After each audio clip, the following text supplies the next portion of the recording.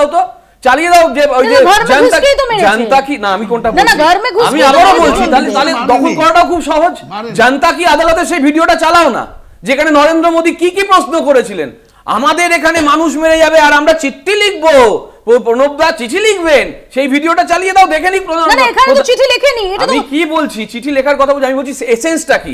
এসেন্সটা হচ্ছে, তোমার কথার এসেন্সটা হচ্ছে যে বিশ্ব ভূ রাজনীতিকে মাথায় রেখে আমাকে খানিকটা দুটো পরমাণুধর রাষ্ট্রের কথা মাথায় রেখে আপাত শান্তির দিকে পৌঁছাতে হবে। এই আপাত শান্তিটা যখন দীর্ঘকালীন অশান্তি নিয়ে আসছে, আমি কোন শান্তির দিকে যাব? চিরস্থায়ী শান্তির দিকে যাব, নাকি বারবার আপাত শান্তি করে চিরস্থায়ী অশান্তির দিকে নিয়ে চলে যাব? সেই ভাবনাটাও তো নরেন্দ্র মোদী আমাদের বাঁধিয়েছেন, আমরা তো ভাবিনি। দাবি হচ্ছে যে কেন ফুল ফ্লেজেড ওয়ারে যখন প্রায় জেতার মতো পরিস্থিতি, তখন কেন যুদ্ধবিরতি হলো, কেন পাক অকুপায়েড জম্মু কাশ্মীর সেটাকে আমরা রিক্লেম করলাম না? না, প্রথম কথা হচ্ছে হলো আমার মানে রাজনাথ সিং একটা কথা পরিষ্কারভাবে বলে দিয়েছেন, আমরা লক্ষ্য এবং টার্গেট ফিক্স করে নিয়েছিলাম যে আমরা সেনা ঘাঁটি ধ্বংস করব, আমরা জঙ্গি ঘাঁটি ধ্বংস করব, এবং সেটা 1 কিলোমিটার ওদের বর্ডার ক্রস করেও কি 100 কিলোমিটার বর্ডার ক্রস করে।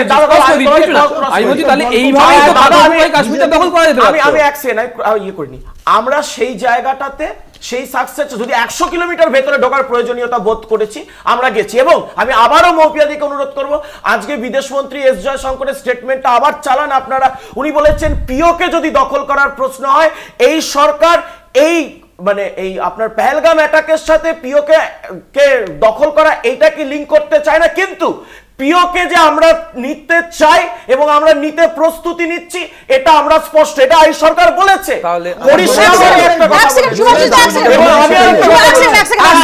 আমাকে 10 সেকেন্ড দিন দিদি, 10 সেকেন্ড দিন দিদি, দাদা আপনার সঙ্গে ডিস্টার্ব করছি না, 10 সেকেন্ড। আমি বলছি অভিষেক বন্দ্যোপাধ্যায় মারতে হবে জঙ্গি ঢুকিয়ে, দাদা ও বাবা একটু দাঁড়ান না, আমি Abhishek Bandyopadhyay, Subhashis da what do you mean by accident? Subhashis da what do you mean by Subhashis da what do you mean by আবার জঙ্গি ঢুকিয়ে কিছু মানুষকে মারতে হবে? What do you mean by that? কংগ্রেসের মেন্টালিটি তো এটা। জঙ্গি ধরা পড়লো না কেন? কোথায় জঙ্গি ধরা পড়লো না? জঙ্গি নিকেশ করা হলো, জঙ্গিদের ঘাঁটিতে গিয়ে মেরে দেওয়া আসা হলো, আর জঙ্গি ধরা পড়লো না কেন? কি করেছে? 3জন 4জন, আর ওরা 26 নম্বর আপনার কত জঙ্গি ধরেছে, কোথায় গেছে? জঙ্গিকে খুঁজে পাওয়া যায় তখন কেন সেনাকে আটকে ছিলেন? সেনাকে তখন আটকে ছিলেন কেন? কেন পাকিস্তানের পাঠাননি? আমরা তো যতবার এখানে সন্ত্রাসী সুভাষিস দা 26/11 পর ডসিয়ার বিনিময় ছাড়া আর কি হয়েছিল? পাক অধিকৃত জম্মু কাশ্মীর, ভারত যুদ্ধ ঘোষণা করেছিল, পাক অধিকৃত জম্মু কাশ্মীর পুনর্দখলের চেষ্টা করেছিল। সেই সুযোগ ছিল না, কিন্তু আজকে সেই সুযোগ ছিল। সেদিন কি সেই সুযোগ ছিল না?